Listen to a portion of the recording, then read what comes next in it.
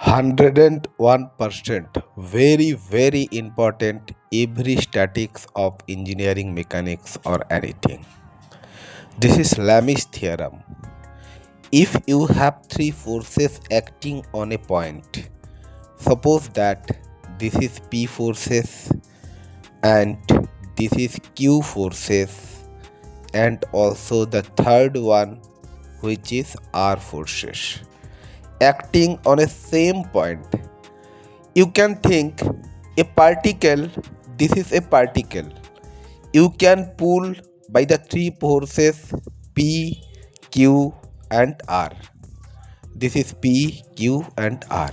Okay. But there are no change in position the particle O. That means resultant is 0. That means system is in equilibrium. That is the first and second fundamental condition of Lami's theorem. Condition number 1. There are no resultant force. There are no resultant. I mean to say all resultant force summation equal to 0. That means systems are in equilibrium. That means change in position. O point, change in position does not change. Okay. So if two condition or both of them condition applied, then we can apply the Lami's theorem. Let angle between two forces P and Q equal to alpha. Similarly, angle between two forces Q and R is beta. And similarly, angle between the forces P and R is gamma. Lami's theorem states that each force and the opposite angle or angle between other two forces like P force, what is the opposite? Beta. Then sine of beta are proportions. I mean to say P force divided by sine beta, opposite angle was always opposite angle, sine beta equal to constant value. Okay, constant value, let capital K, you can assume that. Similarly, Q vector or Q forces divided by opposite angle is gamma, you can take sine gamma. You can say also angle between other two vector, okay, equal to K also. Similarly, you can written as R force equal to, which is the opposite, it's alpha, so R divided by sine alpha equal to K. These three term each other equal to K, that means each other equal, you can written as P by sine beta equal to Q by sine gamma and also equal to R by sine alpha, equal to R by sine alpha. This is exactly and accurate Lami's theorem. Okay. Now we have to write down the theorem exactly because it is very important theoretical part of mechanics statics. Note down. It state that if three forces acting at a point, three forces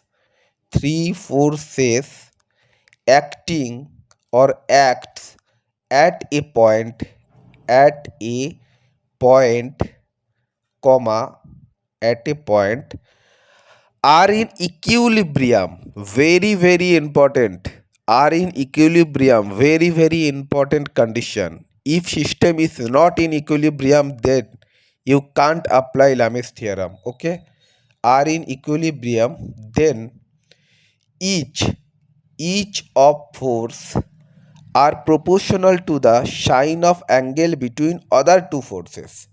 Each force will be proportion, each force will be proportional to the sine of the angle, sine. Okay, remember, keep on your mind of a angle What angle? Sine of a angle, okay, between other two forces, not this force, other two force, between other two forces, okay, according to Lami's theorem.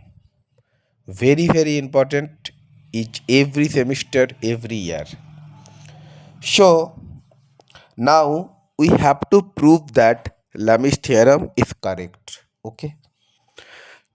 Pause the video at first, turn yourself, you can try and drop your comment in my YouTube section.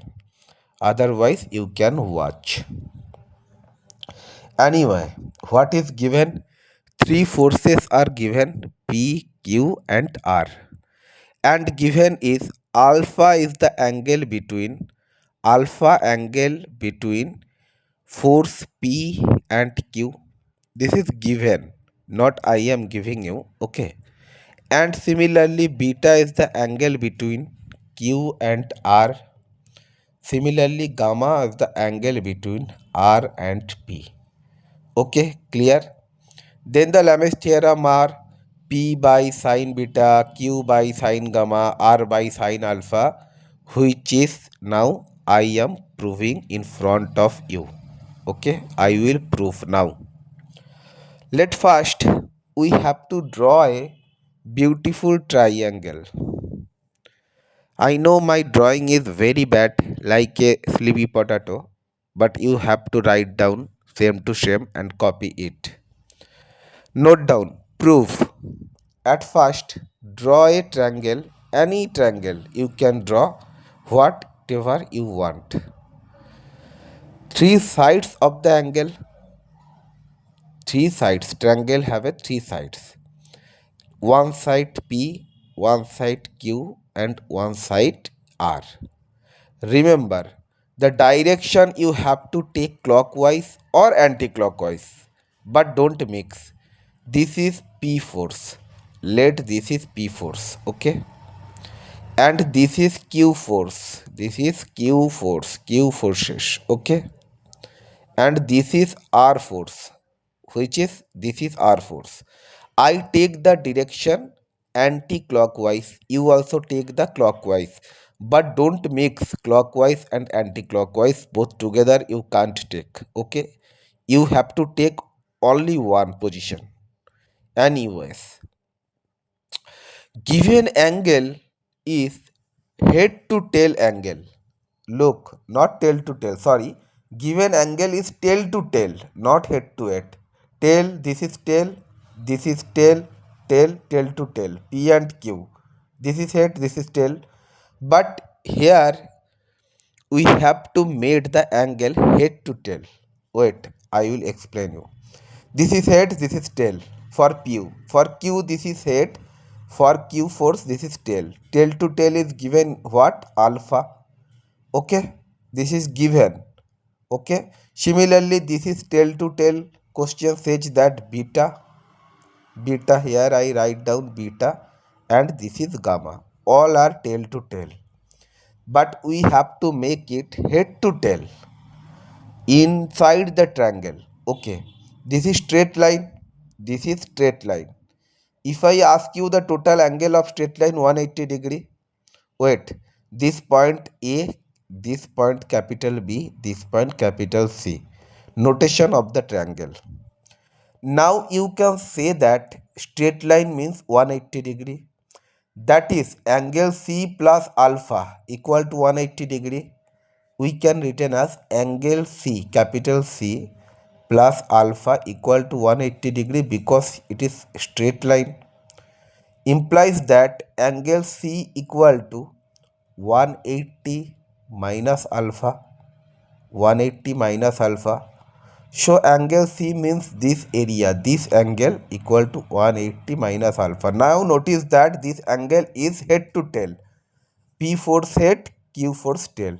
Similarly, this angle 180 minus beta, okay, and similarly 180 minus beta, and similarly capital B angle equal to 180 minus gamma, because adding of two force 180. So beta equal to, sorry, capital B equal to 180 minus gamma. Anyways, you have to know the triangle cosines law by mathematics trigonometry. If you don't know, then watch triangle cosine law. If you take any force, then P force, which angle opposite of the P force? Capital A. Capital A means 180 minus beta. You can take sine. Sine 180 minus beta. Okay. Equal to Q force. What is the opposite of Q? Q force opposite is capital B angle. Capital B angle means 180 minus gamma. Take sine. So sine Q by sine 180 minus gamma. And the last one R force, which is the opposite. Opposite is capital C angle. Yes, capital C angle. Capital C angle means 180 minus alpha. So R divided by sine 180 minus alpha. This is the triangle cosine law. Again I tell you, P vector divided by opposite angle, Q vector divided by opposite angle, R vector or R force divided by opposite angle.